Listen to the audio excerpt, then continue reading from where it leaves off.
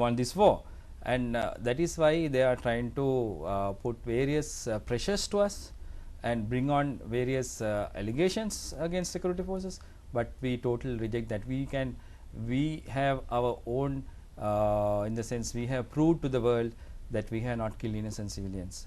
And we, during the war, yes, of course, we have been fighting with LTT, well, where the most ruthless terrorist organization in this world. Everybody must have seen, I think not only you, everybody must have seen the equipments, weapons they had, and how ruthless they were.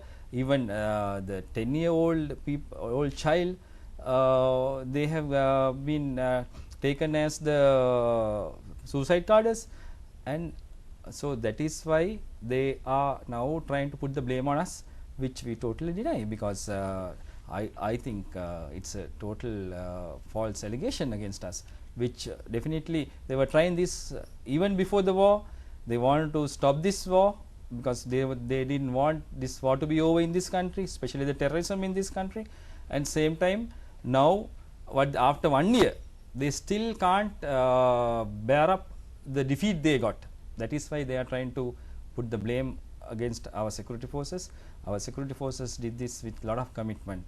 We lost more than, during the last 30 years, we lost 24,072 service personnel. Out of that, 19,872 are from the army. During the last humanitarian operation itself, we lost 5,275 army personnel, that is officers and men. So we did lot of sacrifice. There are so many disabled personnel from the services, and that sacrifice what we did, the sacrifice what we did, I think nobody will be able to say that we have not done our part in this whole country.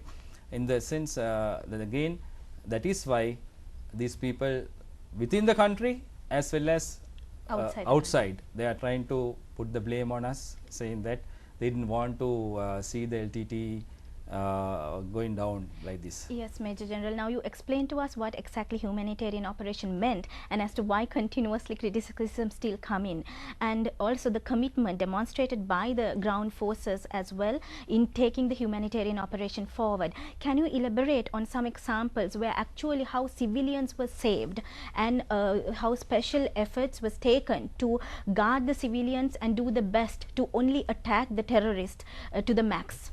That is why this war, when I can give you at least two examples. One is Wakare, and Wakare operation we would have finished within no time, but it took about 3 months, about 2 months for us to finish the Wakare operation. That is because they were keeping these civilians as a human shield. They were inside the hospital and they were inside the school, and we didn't want to bomb, and we didn't want to fire artillery, and we didn't want to attack those places. That is a good example how we rescued these people without any casualties, 0 casualties there.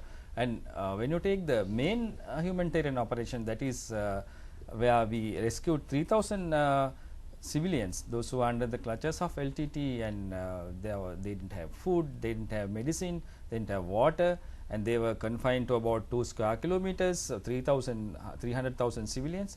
So there also we didn't fire at the no fire zone. Then government declared no fire zones, but LTT also came into that no fire zone, and they mixed with the civilians, and they brought artillery there, and they fired at us, but we didn't fire back, we didn't return fire, and we were very cautious, and we never wanted to have civilian casualties there also. That is why it was a success. That is why we can now, we are proud that we can do reconciliation, and same time the Tamil people, those who were rescued from those areas, they are now with us. They were looking for our support at that time, and there was no casualties as they allege. There were no casualties during the humanitarian operation in the north also.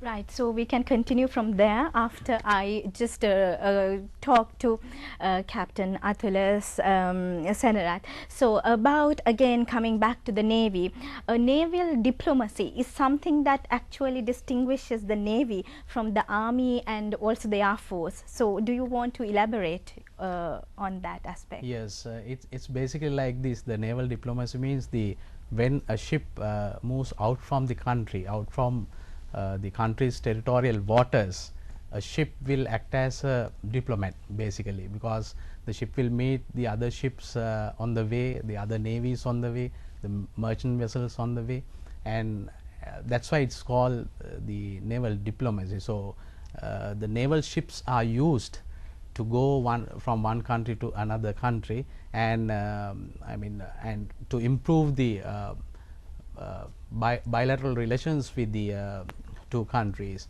And also the naval officers and the sailors, they are used for this particular thing, the naval diplomacy.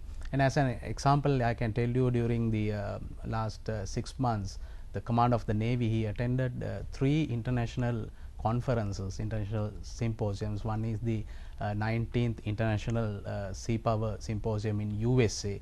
Last December he attended with about 96 naval chiefs of the whole world. During those type of conferences, the discussions, we exchange our views, our experiences. And also again he attended in Malaysia another, it's called the Lima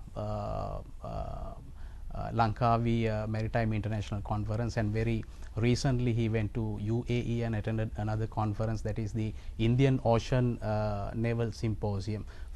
During these conferences, we meet all the naval chiefs and the people who are very conversant with the naval environment, and discuss the mutual understand the matters of interest.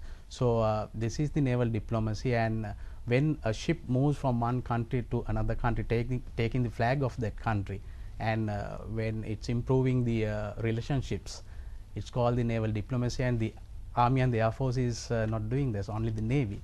That's why it's Something very special and special unique for the to the Navy. Navy. On that note, we will take a small break and we will be back with you soon.